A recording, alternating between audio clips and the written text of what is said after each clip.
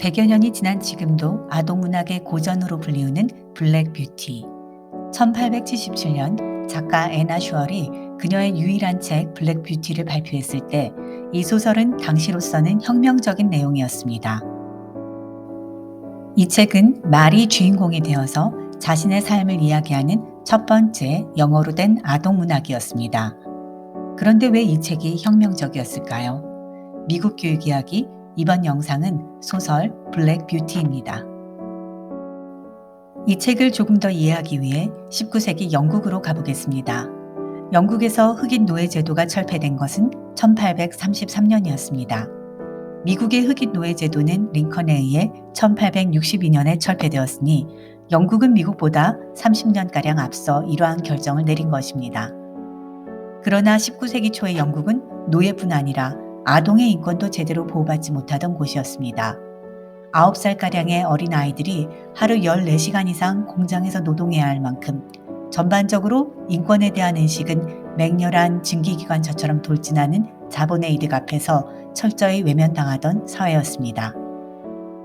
1833년 공장법이 제정되고 나서야 9세에서 13세의 아동은 하루 9시간 이상 노동하지 못하도록 정부가 관리하기 시작했습니다. 찰스 디킨스의 소설 올리버 트위스트는 단돈 5파운드에 팔려가서 착취당하는 소년 올리버가 주인공이지요. 19세기 영국은 노예제도가 철폐되고 공장법이 효력을 발휘하며 점점 변하고 있었지만 당대의 사람들 중 동물이 무엇을 느끼고 어떤 대우를 받는지 생각하는 사람은 무척 드물었습니다. 소설 블랙 뷰티는 찰스 디킨스의 올리버 트위스트처럼 사회적 불평등을 다루었습니다. 하지만 혹시 너무 어두운 얘기가 아닐까 걱정하지 마세요.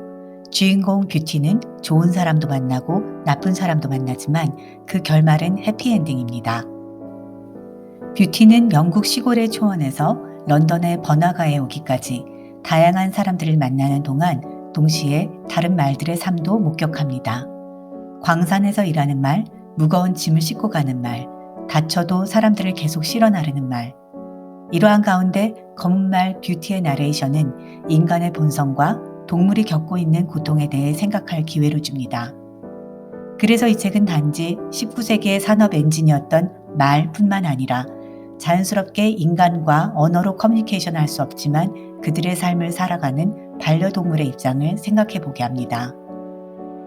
현재 우리가 자동차를 가지고 하는 모든 일들을 19세기 사람들은 말이 없으면 할 수 없었지요.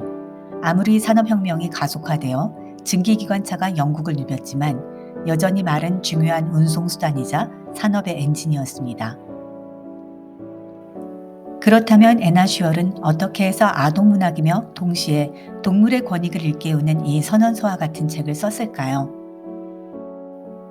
애나 슈얼은 어린 시절 다리를 다친 후 일평생 다리를 절었습니다. 말과 마차의 도움 없이는 어디도 갈 수 없었지요.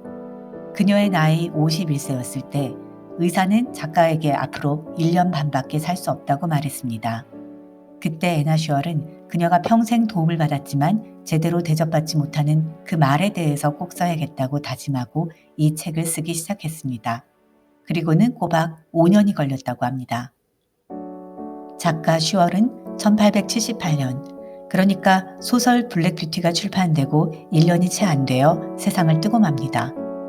당시 모든 일상 활동에서 말은 꼭 필요한 존재였기 때문에 이 책이 처음 출판된 영국뿐 아니라 미국 등 다른 나라에서도 이 책은 큰 관심을 받았습니다.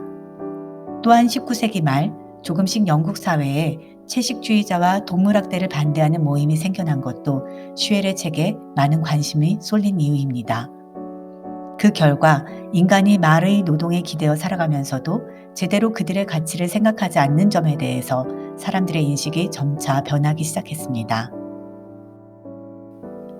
오늘날 말은 산업에 꼭 필요한 엔진이 아니라 어떤 이에겐 반려동물이고 어떤 이에겐 레저 활동입니다. 끝이 보이지 않던 과중한 노동에서 말을 구한 것은 애나 슈얼의 책이 아니라 자동차가 개발되었기 때문이었습니다. 기술 덕분에 더 이상 말이 필요 없어졌습니다. 당시 블랙 뷰티가 혁명적인 이야기였다고는 하지만 오늘날 어린이들에게 말이 주인공이 되어서 겪는 희노애락은 어쩌면 시시할지도 모릅니다. 하지만 이 책의 배경에 대해 이처럼 조금 더 알고 들여다보면 블랙뷰티가 다루는 주제에 대해서 우리는 조금 더 깊이 이해할 수 있습니다. 그리고 우린 이런 질문을 해볼 수 있죠. 현대의 우리 사회에 19세기의 말과 같은 존재가 있을까? 있다면 누구 또는 무엇일까? 미국 교육 이야기 다음 시간에 좋은 내용으로 또 찾아뵙겠습니다. 감사합니다.